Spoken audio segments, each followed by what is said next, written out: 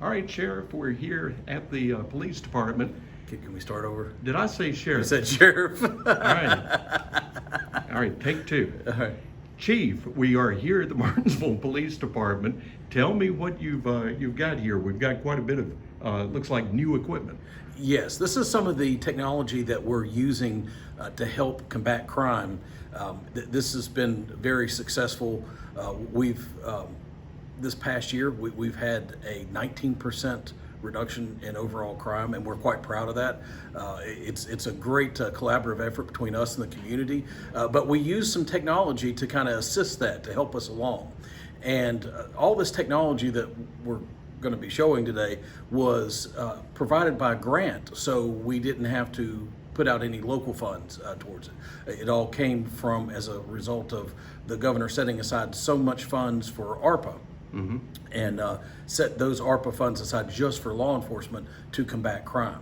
Can you give us a rough amount of the value that you received? Yes, it was a little over $750,000. Wow. So that, as you can imagine, that was extremely helpful for a department our size, being able to buy some of this equipment and utilize some of these resources that normally we wouldn't have, that we wouldn't be able to afford. So we're very appreciative of it, and we're trying to put it to good use. And it basically falls into three categories. One category is for the prevention of crime. A second category is for the investigations of crime. And then the third category is for officer safety and also community development. So we kind of have a mixture here on some of the examples. Some of the technology that we have, we don't have displayed because it's things like computers and it's in other areas that we aren't really exactly mobile. But these are some of the things that we wanted to highlight. So on the end, as far as the things that we have shown here, probably one of the larger items is this camera system here called a Focus, and it is a very sophisticated piece of equipment that uses computers, lasers, and imaging to map out crime scenes. So with this device here, we could set it up in this room, turn it on, it would photograph and measure everything in the room to where that when it's plugged into the computer system, we could then go back and recreate this room to exact precision, measuring the distance between objects, from the camera to those objects and in between camera systems, in between the objects, so we could set the camera up in multiple points and get a full 3D view of a crime scene. It works both inside and outside. It's a very amazing piece of equipment, and it's really going to help as far as for investigations of crime, but also in prosecutions. Previously to getting this piece of equipment, what did you do? So officers would photograph a scene, and then they would use tape measures to actually measure out the distance of things and draw scale diagrams. A very labor-intensive process, and still subject to human error. Mm-hmm. So this kind of removes that a little bit. Gotcha. Another piece of equipment that goes towards the officer safety aspect that has been really beneficial is this. This is called a TrueNarc system, and it is a handheld, I guess you'd say laser or spectral analysis machine, to where that we can determine the contents of drugs and narcotics that are located inside of bags. In the past, we always had an issue that in order to field test an item, for instance, if we get a bag of white powder, we don't know what it is. It could be fentanyl, it could be powdered sugar. It's hard to tell the difference sometimes. It could be crystal meth or it could be heroin. In the past, in order to determine what it is, we would have to open the bag, remove a small sample, and then put it in a field test kit to get the results, to see what it is and then know how to proceed. Now we don't have to open those bags, rendering it much safer for the officers, less likely to get exposed to fentanyl. So with this device, we can take it and put it up to the bag, and it will tell us the contents. This one was quite expensive. This one piece of equipment is $30,000. Wow. But it has been so handy that we use it quite frequently, and other agencies surrounding us request to use it as well too, because they're concerned about their safety. So they'll contact us and we'll run it out to them so that way they can field test items to make certain that it is what they think it is. So it's safe to say you don't distribute those to all of the patrol officers? No, we have two for the whole department, and so you can see we keep it locked up in this strong box and get it out just as needed, type thing. So yes, it's a very effective piece of equipment. Another thing that we ran across, that when we were doing narcotic search warrants, it's often a loud and chaotic environment. And we had helmets before, but we had difficulty in communicating with each other when we would do these things. So one of the things that we obtained was a new communication system that connects to our radio systems, where that it provides communications between the SWAT officers, but also the regular officers. But an advantage to it is that it also has, you can probably see the microphones on it, to where that it enhances hearing. So they can go into a completely silent environment and they can detect movement in the other side of building, that sort of thing. So this I would imagine be used especially for SWAT teams Yes. going in? Yes, for when either doing narcotic search warrants, but also in if we have a barricaded subject, for instance, if there is a possibility of a hostage situation, that sort of thing. That's very important to being able to communicate with each other very quietly, but also being able to have that enhanced hearing capabilities. Right. Also along those lines, we obtained this early on with the grant. This is a neat little toy. It's called a Throwbot, and I call it a toy just because that everyone wants to play with it.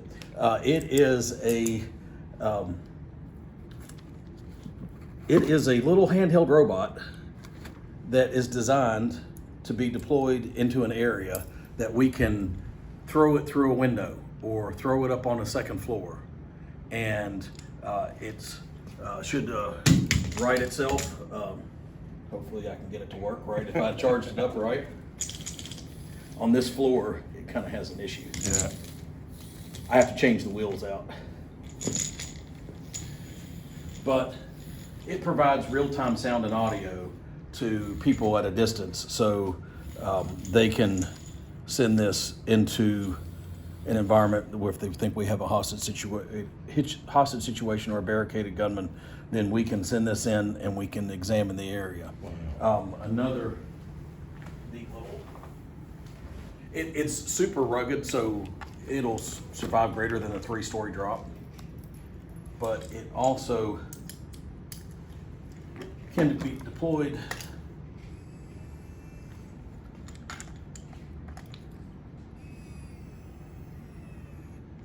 on multiple floors, so we can be down below and we can then take it and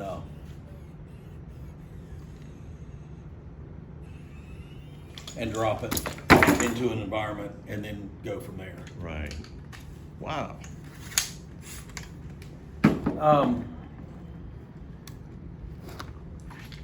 And then, of course, some of the things that we got for community engagement, but also just being more visibly community patrols, is that we were able to purchase 6 e-bikes.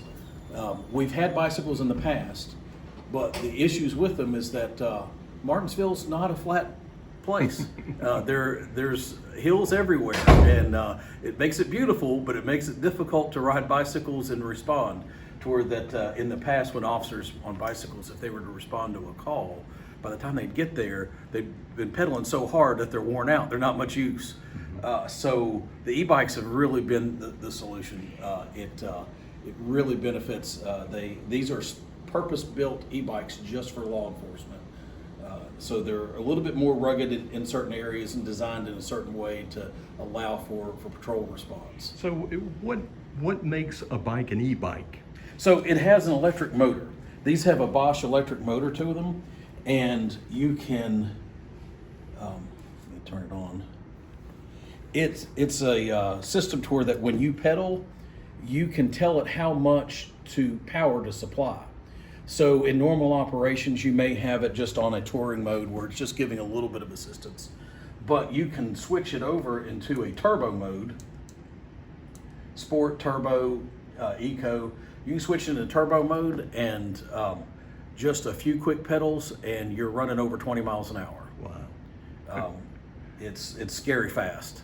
Yeah. But one of the things that I think most people would understand, that if you have certain things that are fun, then people are going to be wanting to do it.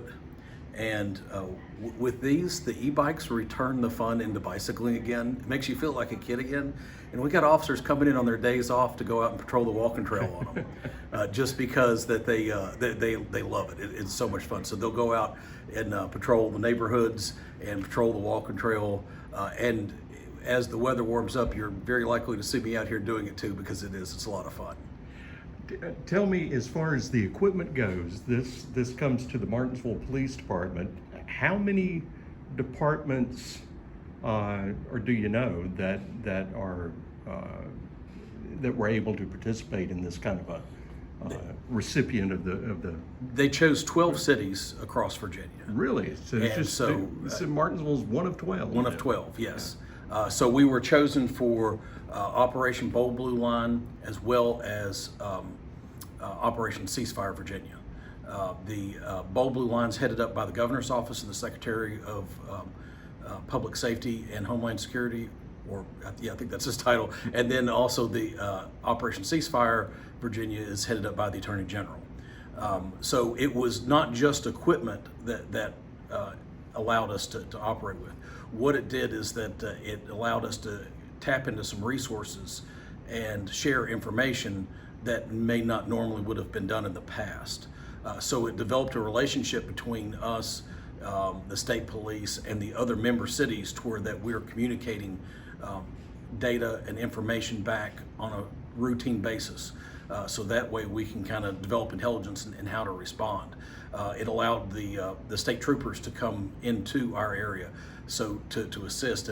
And last summer probably saw some of the motorcycle troopers in the area. That's kind of the public, the visibility factor of it. But what the public couldn't see is their BCI agents, their special agents that they sent us to work in narcotics as well as criminal investigations, to assist us in going out and doing warrant roundups or even narcotics investigations. And there were a number of arrests that came out of that. Yes, it was very successful. Yeah.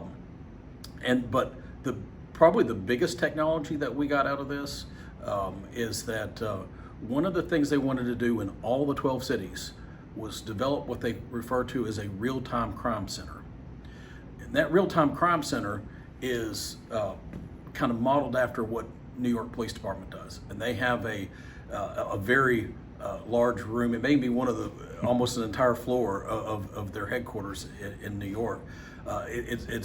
It's amazing. You go in and it looks similar to like something that would be in NASA with all the screens around. Mm-hmm. Well, they have full-time people that are manning that, and as events are happening, they're sending data to their responding officers to kind of give them assistance in investigations, but also know what's going on. So we were looking at that. However, we're a smaller agency. I can't afford the manpower to take someone and put them in an office full-time watching computer monitors. So what we did is that we worked with a company to develop a mobile real-time crime center, to where that all of our patrol cars have computers in them. They all have wireless modems, and that information is pushed to them in real time. So they receive the information, and as they're responding to a call, they can pull up the camera systems that this real-time crime center has established across, or license plate readers. This is an example of it here. This computer is a little bit slower than the ones we have in the car, so it might have some delays, but I will pull up the mapping system. Well, I thought I'd pull up the mapping system. I think this is something you demonstrated at one of the community meetings, I think, a while back. Some aspects of it. I did not really go into too much detail about it because it was still in the building. This is what has taken longer to implement than most because it's a citywide network of cameras. Right. So the installation, the operation, we still have a few cameras that we're working on that will be up and running soon. But this shows the location of each of our camera systems, and with it, an officer can zoom into an area if they're responding to a call. And let's see if it's kind of difficult on this keyboard to get it to work, but they can pull up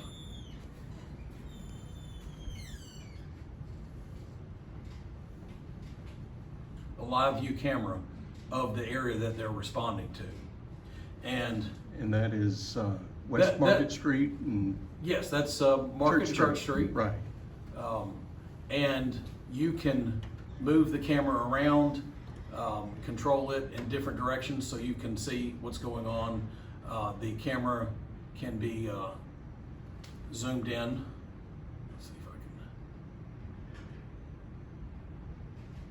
can. And it is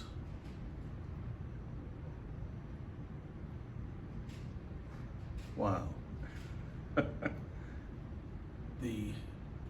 Of course, with it raining, it gets a little bit of rain on it. Yeah, but that's incredible. But it will,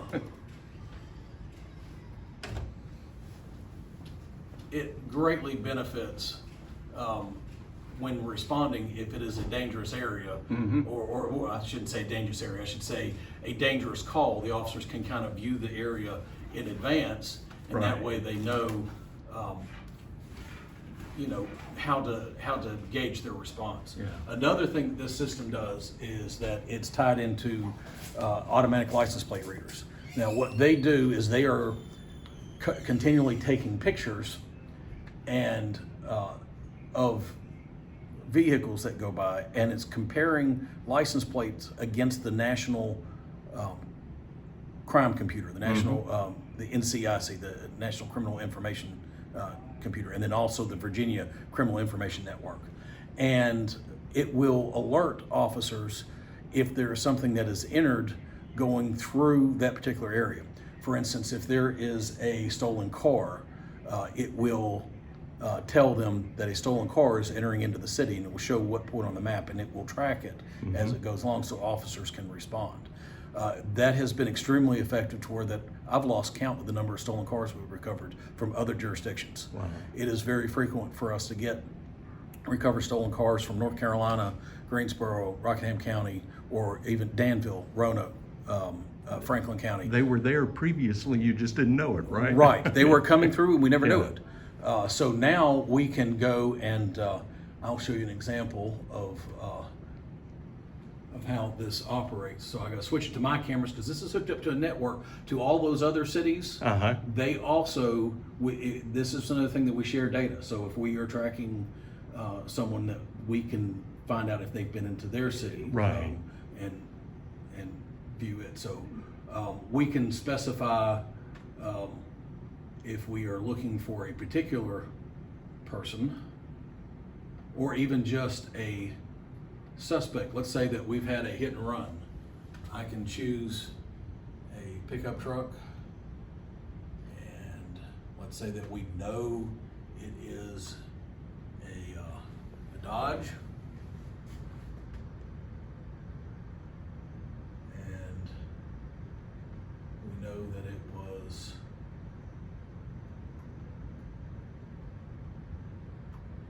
white in color, and let's narrow it down even further in that it had bumper stickers or window stickers. That's popular. All right.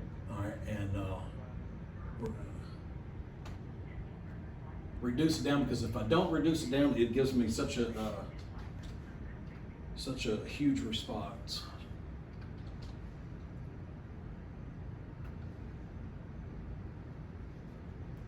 Oh.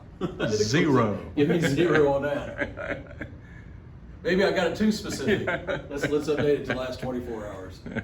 There we go. Wow. So these are white Dodge pickup trucks with window stickers that went through the city in the last day. So if you had a suspect that was driving a vehicle that matched that description, there's a good chance you'll have the picture. Yes, the first successes that we saw with this was a hit and run. Mm-hmm. A person got hit in an intersection, and they said it was a Cadillac, it was silver, and it went that direction. And that's all they knew. They didn't get a tag number. Yeah. So officers in the field did a quick search, within the last, so many hours, silver Cadillacs popped up. It not only showed the picture of our suspect, we knew it was our suspect because the whole front end was damaged as it went through the camera. Wow. We were able to get the tag number off that and trace that person down. So far, this system, in addition to things such as hit and runs, it's been used to help basically save a kidnapped young girl. Well, we classified as kidnapped young teenager communicating with a 30-year-old adult in another state online, and he convinces her to run away from home. He drives up here from Texas, then talks her into leaving her phone and getting in the car with him, and then leaves. Parents contact us in a panic. We're able to do a search. There's not many cars coming through with Texas tags. We had a possible color. We were able to track it down. So within, it was less than 24 hours working with the U.S. Marshals, because we were able to track them as they went. When we got a good suspect here locally, ran it through, saw it on the cameras in Greensboro, saw that it was heading south. By the time they got to Charlotte, North Carolina, the marshals were there waiting on them, and they were able to bring her into custody. Yeah. And here recently, in a case that's still pending in court in Henry County, this was used in one of the to investigate and provide suspects in a homicide. It was essential in some of our homicide investigations as well too, and that will come out in court in an upcoming court case with a homicide that occurred last year.